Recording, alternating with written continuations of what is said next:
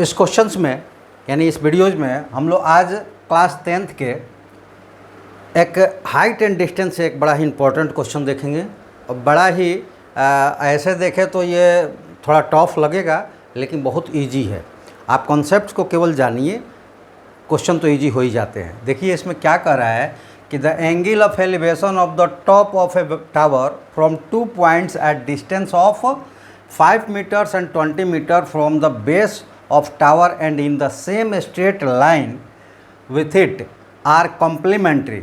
complementary का मतलब समझ लें कि दो एंगल्स का सम 90 हो जाता है तो वो आपस में complementary कहलाते हैं।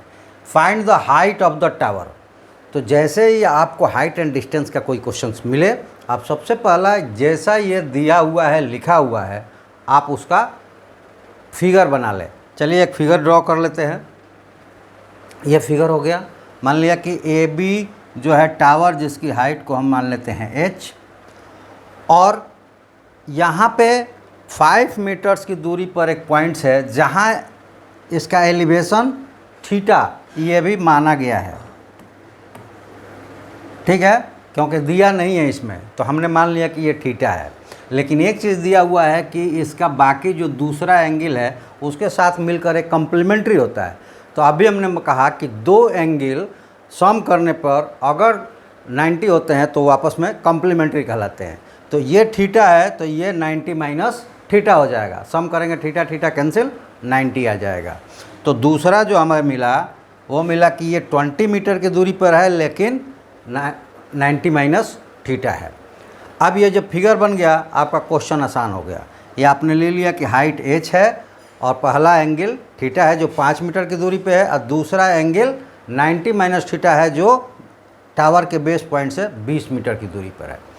अब हम बनाएंगे तो देखिए सबसे पहले जो मैंने कहा ये आपको लिख लेना है कि let A B is the height of tower and theta is angle from base of 5 meters and 90 minus theta is the elevation from base of tower at 20 meter. ये आपको लिख लेना है। क्योंकि हमारे पास जगह कम रहता है तो ये लिखते कम है, और डिटेल्स में जाना है तो आपको बताऊंगा कहाँ आपको डिटेल्स में पूरा सॉल्यूशन मिल जाएगा। चलिए तो हमने ले लिया इन ट्रायंगल पहले ए बी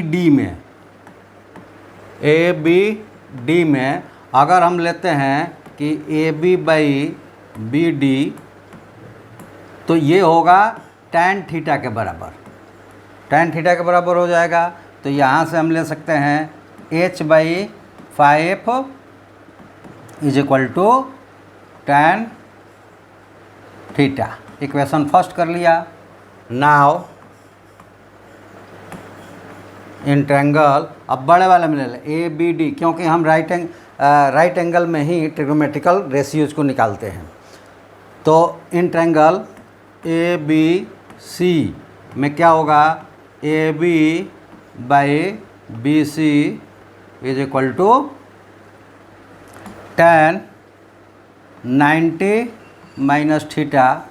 तो इसको हम लिख सकते हैं ए बी एच है, बी सी 20 है और tan 90 minus theta is equal to हो जाएगा cot थीटा। इसको इक्वेशन फर्स्ट। अब क्या करेंगे, equation first into equation second we have h by 5 into h by 20